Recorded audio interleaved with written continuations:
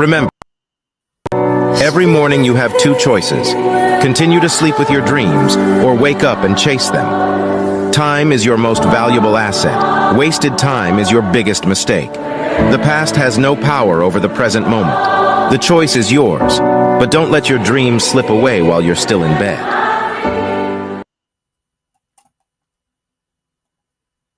Hey, you guys, thanks for tuning in, Coach Kizzy. I'm just at Life Solutions. So, we're gonna go do, because I told you I'm doing every chapter in Romans. Okay, so this is how a little, just to show you how a little of the Bible study is gonna be. So we already did Romans 1, 2, and that's 3. Okay.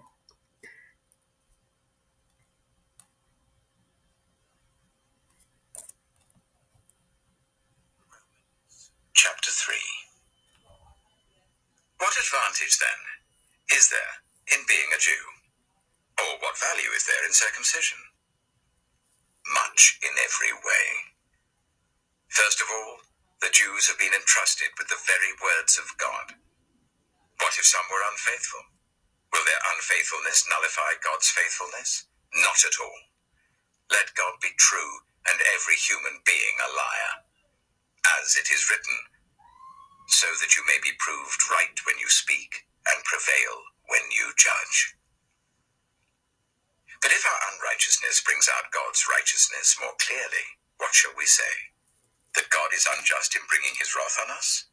I'm using a human argument. Certainly not. If that were so, how could God judge the world? Someone might argue, if my falsehood enhances God's truthfulness and so increases his glory, why am I still condemned as a sinner? Why not say, as some slanderously claim that we say, let us do evil that good may result? Their condemnation is just.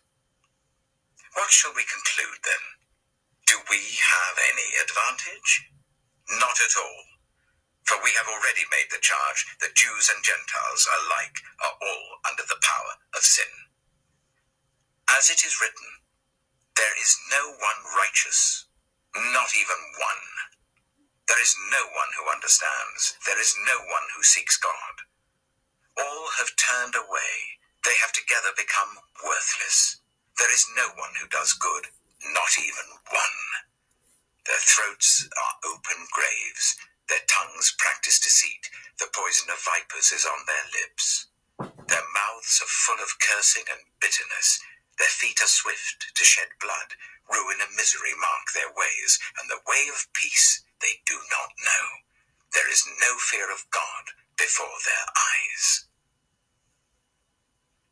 Now, we know that whatever the law says, it says to those who are under the law, so that every mouth may be silenced and the whole world held accountable to God. Therefore, no one will be declared righteous in God's sight by the works of the law. Rather, through the law, we become conscious of our sin. But now, apart from the law, the righteousness of God has been made known, to which the law and the prophets testify. This righteousness is given through faith in Jesus Christ to all who believe.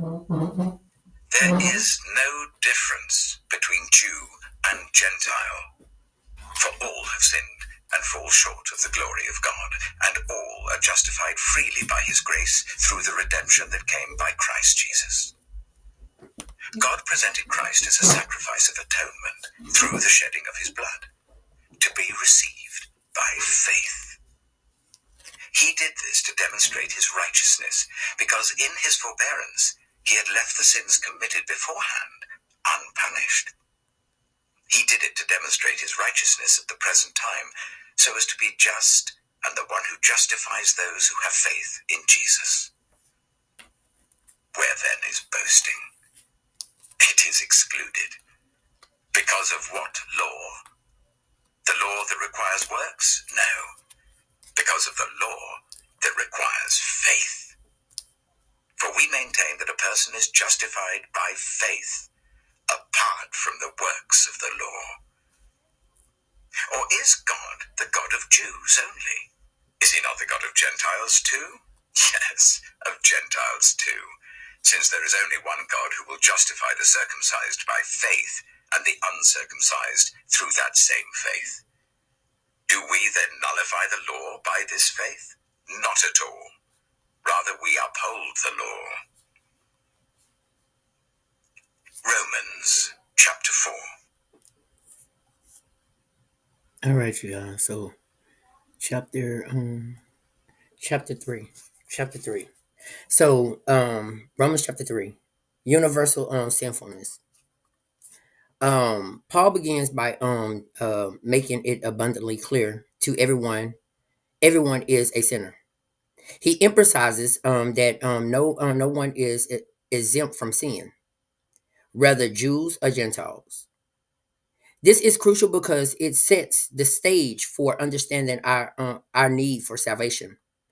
As Paul states, for all have sinned and fall short of the glory of God. God's righteousness, despite our sinfulness. Romans 3 also reveals the marvelous news of God righteousness. Paul explains that righteousness is granted through faith in Jesus Christ to all who believe. This means that no matter how far we fall, God's grace is more abundant and his forgiveness is always available. Justification by faith. A significant portion of this chapter discusses justification, the act of being declared righteous before God. Paul urges that this justification comes not through the works of the law, but through faith in Jesus Christ. He emphasizes that it is through faith that we are justified, highlighting the transformation power of grace. The role of the law. Paul addresses the purpose of the law, explaining that it serves to reveal our sinfulness. The law shows us what we are, what we need to thrive for, but it also highlights our ability to achieve righteousness in our own lives. This realization drive us to seek God's grace. So chapter 3, that's what chapter 3 is about. Okay. So if this come across your For You page, that means this message was meant to find you somehow, some way. And if they